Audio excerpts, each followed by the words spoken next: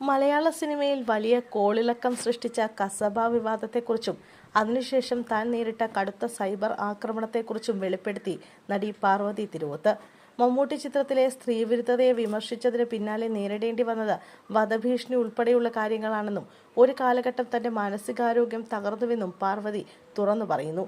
ഒരു യൂട്യൂബ് ചാനലിന് നൽകിയ അഭിമുഖത്തിലാണ് താരം അന്നത്തെ ഭീകരമായ അനുഭവങ്ങൾ പങ്കുവച്ചത്. വിവാദം കത്തിനിൽക്കുന്ന സമയത്ത് ഒരു അവാർഡ് നിശയിൽ പങ്കെടുത്തപ്പോഴുണ്ടായ അനുഭവം പാർവതി വേദനയോടെ ഓർത്തെടുത്തു. 10,000-ലധികം ആളുകൾ പങ്കെടുത്ത ചടങ്ങിൽ അവാർഡ് വാങ്ങാനായി ഞാൻ സ്റ്റേജിലേക്ക് നടന്നപ്പോൾ അവിടെ ഉണ്ടായിരുന്നവർ മുഴുവൻ എന്നെ കൂകി വിളിച്ചു. കയ്യടികൾ പ്രതീക്ഷിച്ചയിടത്ത് കൂവൽ കേട്ടപ്പോൾ ഞാൻ സ്തംഭിച്ചുപോയി. ആ 7 മിനിറ്റ് എനിക്ക് 7 വർഷം പോലെയാണ് തോന്നിയത്. വീഴാതെ പതുക്കെ നടക്കണമെന്നും പ്രസംഗം കൃത്യമായി പൂർത്തിയാക്കണമെന്നും ഞാൻ എന്നെ തന്നെ ഓർമ്മിപ്പിച്ചുകൊണ്ടിരുന്നു, പാർവതി പറഞ്ഞു.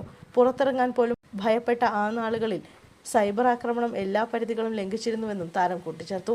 വിഷയത്തിൽ തന്നെ മമ്മൂട്ടിയുമായി സംസാരിച്ചിരുന്നുവെന്നും അദ്ദേഹം വളരെ ശാന്തനായാണ് പ്രതികരിച്ചതെന്നും പാർവതി വെളിപ്പെടുത്തി.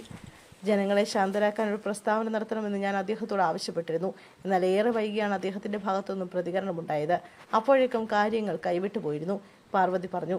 വിമർശനങ്ങൾ തനിക്കെതിരെയല്ല, മറിച്ച് താൻ ഉയർത്തിപ്പിടിച്ച ആശയത്തിനെതിരെയായിരുന്നുവെന്ന് പിന്നീട് ബോധ്യപ്പെട്ടെന്നും ആ പ്രതിസന്ധി ഘട്ടത്തിൽ നിന്ന സുഹൃത്തുക്കളാണ് തനിക്ക് കരുത്തായതെന്നും പാർവതി ഓർമ്മിച്ചു.